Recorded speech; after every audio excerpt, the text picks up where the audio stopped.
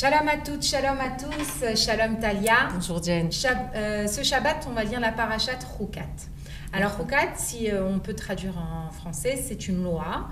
Et est-ce qu'on est apte à tout comprendre en fait dans les lois d'Akadosh Baruch Hu? Akadosh Baruch Hu nous donne différentes sortes de lois. Et Chukat, ce sont des lois que nous ne comprenons pas, que nous faisons parce que Akadosh Baruch Hu a dit qu'il faut faire. Qu'il faut les faire. Il faut faire. C'est pas évident. C'est pas évident et on peut se demander pourquoi est-ce qu'Akadosh Baruch Hu nous donne des lois qu'on ne peut pas comprendre. Et je veux dire, dans quel intérêt il y a? Pourquoi est-ce qu'on ne peut pas tout comprendre dans la Torah? Je suis sûre que tu as une petite histoire sur ça. Une petite histoire. Nahon, j'ai une petite histoire, maintenant je m'en rappelle. Heureusement que tu me l'as rappelé. Il y avait un chassid qui a fait le soir du Seder avec ses enfants. Il avait un fils qui est déjà en âge d'éducation. Et il voyait que le gosse, il était comme ça, un petit peu endormi à table, qu'il ne réalisait pas trop. Alors il s'est dit, bon allez, je vais essayer d'éveiller son attention, parce qu'on dit que le soir du Seder, il faut éveiller l'attention des enfants, qui posent des questions, etc. Et il a commencé à faire toutes sortes de choses bizarres, à chanter bizarrement. Et il voit le gosse, il le regarde, comme si de rien n'était. À un moment, il fait des choses de plus en plus bizarres pour éveiller l'attention de l'enfant. Le gosse ne bouge pas, il regarde son père comme si c'était la chose la plus normale. Ouais.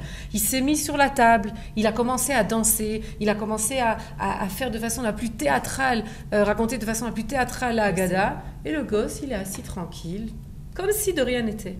À un certain moment, il lui dit, mon fils, il dit, je fais tellement d'efforts pour éveiller ton attention, pour que tu me poses des questions, et toi, est-ce que je fais ça tous les jours à la maison, que tu ne trouves pas ça un peu bizarre, etc.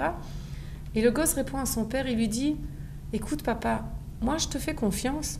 Je sais que tout ce que tu fais, il y a de la logique derrière tout ce que tu fais.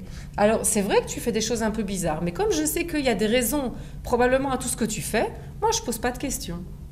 Et ça peut-être c'est un petit peu la réponse à ces chokim, ces choses qu'on ne comprend pas. Il y a oui, la majorité partie des mitzvot qu'on fait, on a des explications, bien sûr. On les comprend, on comprend pourquoi, on les étudie et on peut comprendre pourquoi il faut les faire.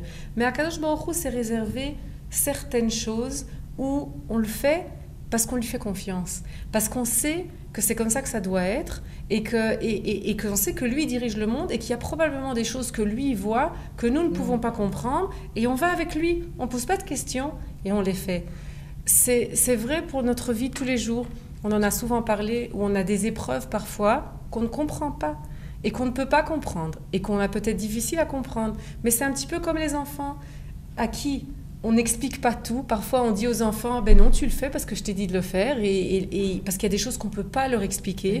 Et au niveau éducatif, ils doivent comprendre que oui, ils doivent le faire parce qu'ils doivent nous faire confiance. Parce que nous, on voit ce qu'eux, ils ne voient pas.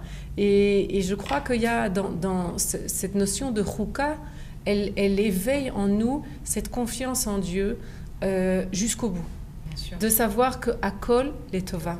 Et qu'en hébreu, il y a une expression « Masheroim mikan loroim misham », ce qu'on voit d'ici, on ne le voit pas de là. Akadosh Baruch Hu, il a une vision qui est bien plus grande, bien plus globale. Et infinie. Et nous, il nous attrape juste comme ça dans un petit moment d'histoire, dans un petit moment de notre vie.